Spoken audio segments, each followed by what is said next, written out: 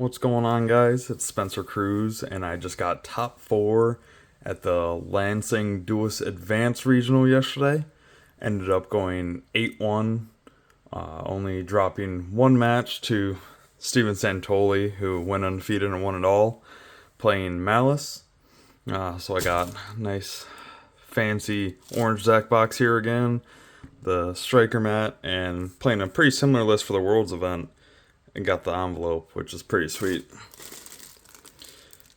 Getting into the deck, start off with all the cards in Wonderland. 2 Dormouse, 2 White Rabbit, 3 Chessie, 3 March Hare, 2 Underground, 1 Mirror, 1 Gold Sark, 1 Terraforming, 1 TB11, 1 MTP. I know a lot of people do not play TB11 and they do not consider it. I don't know why. It is the best card going first.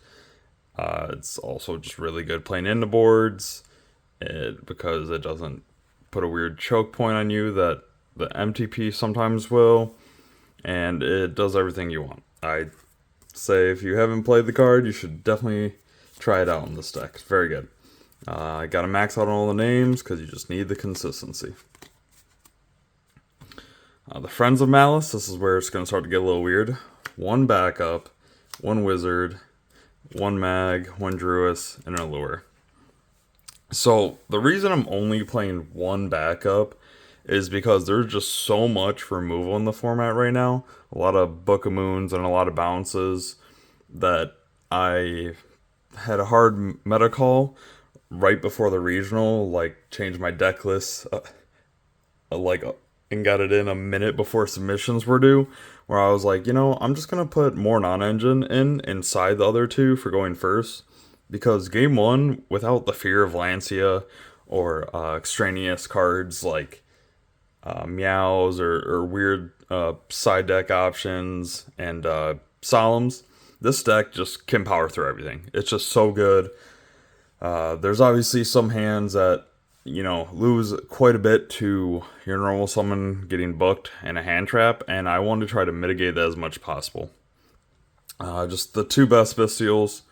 Bestials are okay right now. They're not great in the format, but both these cards are just solid. Druid is a great piece for removal, and Mag, cycling it another copy is always good, and lowers just more draw power. 1 felt fine.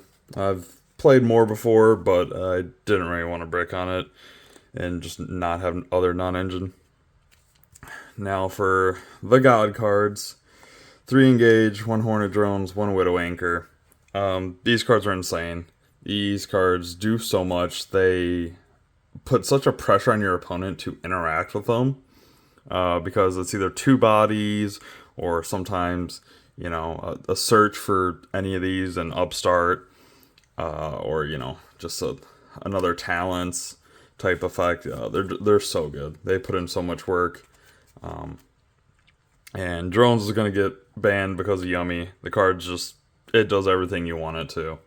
And not having a second search target is crazy. I don't ever want to engage to be dead. I think there was only 1 time I had a dead engage in my deck, but because I drew Widow double engage, but it's fine. All the times I saw the striker cards, I was happy. Widow is the worst one to see going first, but it's just so good going second. So the hand traps, the 1 funny card, Dimensional Shifter. I expected the majority of the room to be on Yummy, and this card is just an absolute blowout against them. I didn't expect to see much Maliss or other decks that don't really care about it, besides VS K9, but it does put a bit of a damper on their plays because their follow-up is worse when they can't rock, just add back whatever, and they can't Azuna dump and get another level 5 material on board. So I didn't mind it. I didn't see it a ton.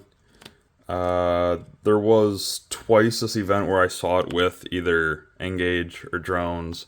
One time I used the Striker card, one time I used this. You just gotta look your hand and ready to make a judgment call once your opponent does something. But yeah, this card was great. I'd still main it moving forward. It also just puts a hard damper on Draco Tail, which is probably your worst matchup. And then 3 Ash, Sapsfua, Sapsfua, Sapsfua. Yeah, it's really there for Charmies, and it's just generically good. You know, it can hit anything else if you're not stopping Charmies. And 3 Impulse. The reason to play Maliss, it's the best hand trap in the game. Yeah, I don't think there's any complaints there, and I built my deck around not conflicting with it. Then for the rest of the deck, just more non-engine, the talents, the called by, both god cards. I was siding called by at Nats, but moving into the main felt amazing with like Draco Tail going around right now. Being able to called by Firmino was absolutely insane. I think I did it twice this event, and both times were pretty determinative. And Talents is just the best spell in the game. If you see this card and you're able to activate it, you should not lose the game in any capacity. I had multiple opponents that just scooped when I activated this. I think I activated it once game 1, and then just in our game, they're just like, yeah, that's it. 1 Thrust. It was the 40th card in my deck. There was a few things that was kind of between, and between the main side, I wanted 2 copies of Thrust. So it just ended up working out that one went in the main, one went inside.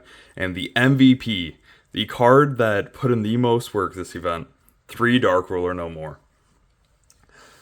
This may seem a little weird if you haven't really, played a lot of the format, because hand traps seem to be the way, and they trade pretty good if you can get your engine off the ground. But I found that when you're playing an Impulse deck, the hand traps that are more versatile and play on both turns all conflict with Impulse, besides Ash. And I wanted to have no dead draws and just kind of be able to just win game 1 every time.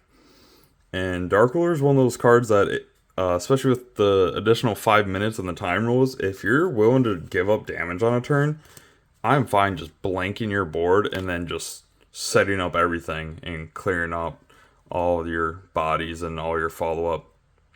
Going to the extra deck, of course, all the Maliss links. Got 2 Lingribo, 2 is necessary.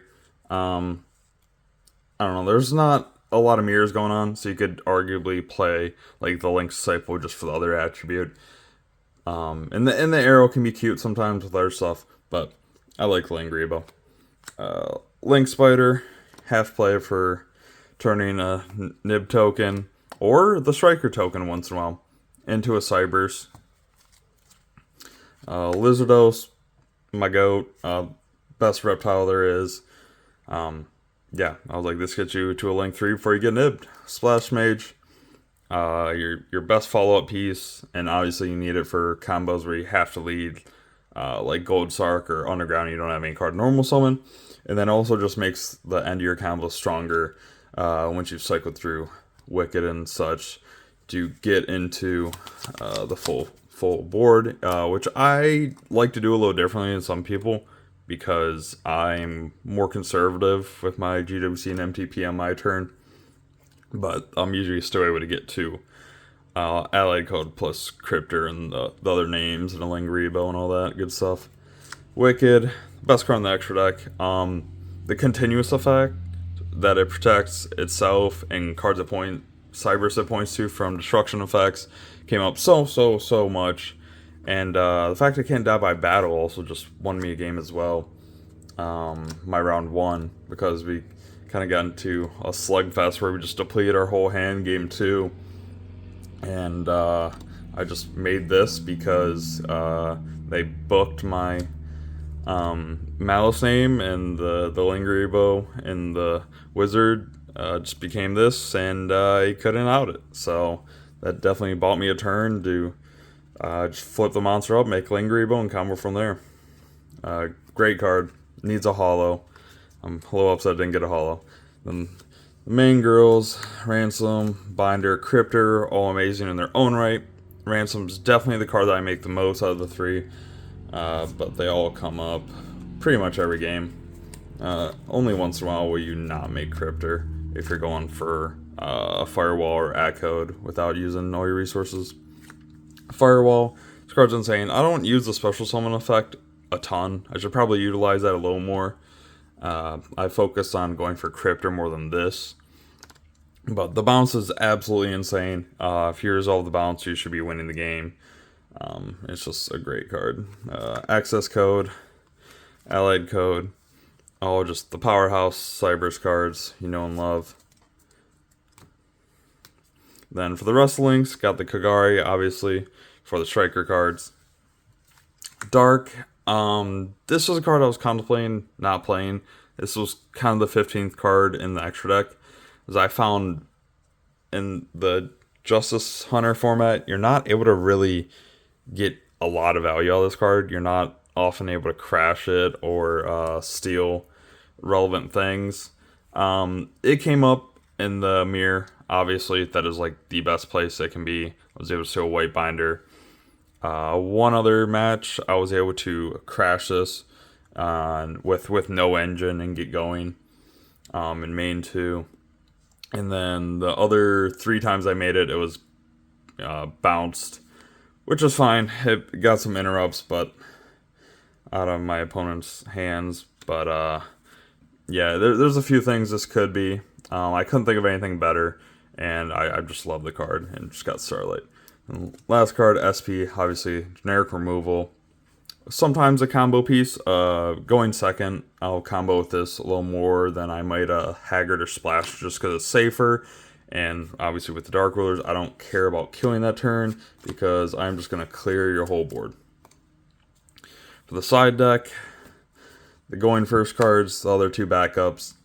Obviously, when you have to expect the threat of Lancia, more Fuwas, Meows, this is just a great guy to have. Droll, not being super prevalent either. You can use Search pretty freely. Second thrust, 1 Signet Mining. Signet Mining is a neg-1, so not great in theory, but it gets you to your best starter in the deck. It gets you to Dormouse. Or if your hand's already a bunch of Maliss cards, you can just grab the backup or the wizard right here and just have really safe plays into double hand trap or even like 2 hand trap plus nib. No Michu, just because this card's better when you don't get Lancia, even though it is a neg-1. But I could consider playing a Michu over the second backup. That is something that the Malice Mirror I played, Justin saying we talked about after. Then the GWC. Still gotta play it. It's good for going first. Let you make bigger boards. And just be a little more flexible.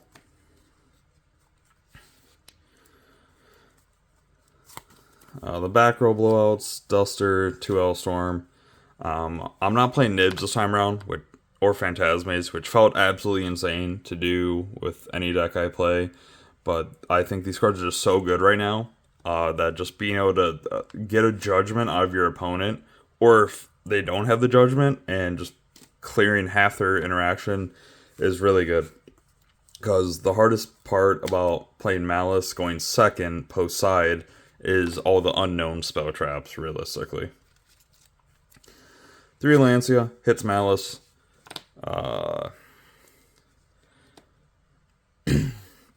Hits Crystron. And if you verse Lunalight, can come up there too. I think those decks are so all very good in their own right, so I would not cut them. Same for Droll, for Mitsu, and Raizio variants predominantly. You can put it in for other matchups like VSK9 or Malice if you just need some more cards to side out. I found myself like moving 1 and 2 around in different matchups. And obviously when I played White Force, I put that in. And last card was just another going for Scar D Barrier. I didn't activate all tournament. In theory, it was great. I think there was only once I could have thrusted for it. And I said MTP, got ashed. I looked like a bozo. And then there was a second time where my opponent just had bodies on board, so I just grabbed Talons. My matchups, round 1 against White Forest, 2-0'd them, lost die roll. But Dark Ruler game 1 was able to win through him full comboing. Game 2 was kind of a slugfest. He ended up wanted in draw phase, and then making Sylvia first action, which traded for my Droll, but I was able to play through the Morian with the Wizard, and I just got the Wicked on board and was able to just survive a turn until I could play again. Round 2 against Yummy Mimigul. Won the die roll and won 2-1, but game 1 was really weird because my opponent was missing a card out of their deck, and they got a game 1 loss because the judge came over and saw we had already started playing and kind of gave the rundown of the situation, the penalties. Hate to see it go that way, but since my opponent saw what I was playing and I didn't see what they were playing, it was pretty awkward because I definitely missided, and they had the surprise factor game 2 when they led with the Mimigul stuff. I have read the cards a few times. I Ash the Maker because that card says special and add. Very good, right? And then they kind of just cycled through the Mimigul stuff, going for the rank 1 in the EMZ, getting the field spell and trap off of it. And then they turned that to Gravity Controller. They normal summoned a level 1 and went into Cupsy. And yeah, I couldn't Ash it there, and the impulse in my hand was rotting. So that game was pretty grindy. He ended up getting it, and I got game 3. Even though his hand was very good for going second, I had Shifter and just put him in a spot where no matter what, he kind of couldn't really kill me and still have follow-up at the same time, because I had a good bit of follow-up no matter what he did, even with the Fuwa alive. Round 3 against Draco Tail, 1-2-1, won the die roll there. Round 4, Chicago Craig Smith, I'm sorry, I 2-0'd you. He said he didn't want to die roll all day, and I did. And he was on Christian K9. Round 5 against Yummy, 2-1. Round 6 against Draco Tail, 2-1, won the die roll. Round 7 was the Mouse Mirror against Justin Singh, who also got top 4. I was his only loss. He ended up getting second place, ended up getting third. I don't know how that works with tiebreakers, since I lost the guy who went undefeated and won it all. But he was real chill. I was a little flustered to start our round and stuff, but we had a good match. Very, very nice, respectful guy. And we had some cool insights to share back and forth about the deck at the end of the day. 2-1 there, winning the roll. Obviously in the mirror, winning the roll is huge. Round 8. Lost Steven Santoli. He was playing pure Draco Tail, and it was rough. His hands were definitely very good for the matchup. And he just played clean, and I probably could have sequenced a little better game 1 to have a chance, but he just kind of had everything he needed. And game 2 was rough. He had triple hand trap into a pretty mid Maliss hand that had hard choke points that were pretty easy for him to snuff out. And that was a very quick loss, 0-2 on my end. Round 9, played against VSK9. Zachary, I don't remember his last name, but he got top 8. Ended up getting 8th place. It was 2-1. He wins die roll. Game 1, I Dark Ruler him, and I'm just able to break his board and stuff and kill his... he still has a lot of follow-up. I'm not able to get rid of all that, but I'm able to claw my way back in and, win that one after a while. It was a very long game 1 because VSK9 just got to go off, and then he was still doing stuff on my turn. You got game 2. He just, set up a few pieces of removal. And I played through it. I survived a turn, came back to him, came back to me. We were both playing a bit conservatively, but he just had a lot more going than me, and I wasn't able to deal with it. I missequenced my spells. I used Dark Ruler to blank the board, then Duster to clear the spell traps, and he chained the the force release to rank up into the werewolf. I had lightning storm, underground, TB11, and I go lightning storm, attack position monsters, which was the werewolf, and something else at that point. He goes werewolf for the underground, which I was supposed to just activate the underground there and keep playing, and I would have been good. Yeah, bit of a mess up on my part. It goes back to him, he does himself, and I just concede game 2 because I realized that, yeah, it's a losing fight, and I'd messed up. Game 3, he meows me. I'm playing for a while. I give him a ton of draws. We're just playing a full game on my turn. I do a lot. He does quite a bit. He sees all the hand effects. He's Holy Sue, sees Azuna. And, you know, he gets special some bodies and use a bunch of the different names. Continuous effect of Wicked. He tried to blow up a Lingeribo in the Wicked with the Rosin. Realized he couldn't do that. Ended up passing over to him. He did Borger burn me. I was pretty low at the end of my turn. And time was getting low. He's playing it out a little bit. The judge was nice enough to tell us that there was under a minute on the clock. My opponent realized that, you know, he couldn't really break the board, and I had the better tiebreaker, so he was a good sport and conceded. With the new time rules, cannot concede after time has been called. So he did that with 30 seconds left. You know, very commendable. And it worked out for both of us, because he got 8th place and I got 3rd. Shout outs, all the Michigan, Ohio homies who abandoned me after the tournament when I wanted to go get food.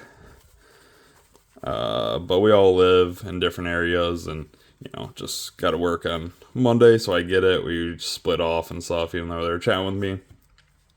Big shout out to GGYGO, the man, the myth, the legend. It was actually Gary's idea to play Dark Ruler. He called me when I was on my way to the World Celebration event and told me that the Maliss player who was undefeated in Swiss Worlds was maining Dark Ruler, and I literally just switched the Dark Rulers in for that event, and it felt crazy. Played it for the case tournaments the day before the regional and at the regional, and it was phenomenal. Absolute best card in my deck. And then, yeah. All the homies who I tested with, the RIW guys, Chicago Craig, the Refined guys, everyone in the Toledo and Jason area Discord, and the rest of the Michigan guys who came up and talked to me and, you know, were keeping me hyped up the whole event. Deck's still great without a ban list. And yeah, that's it.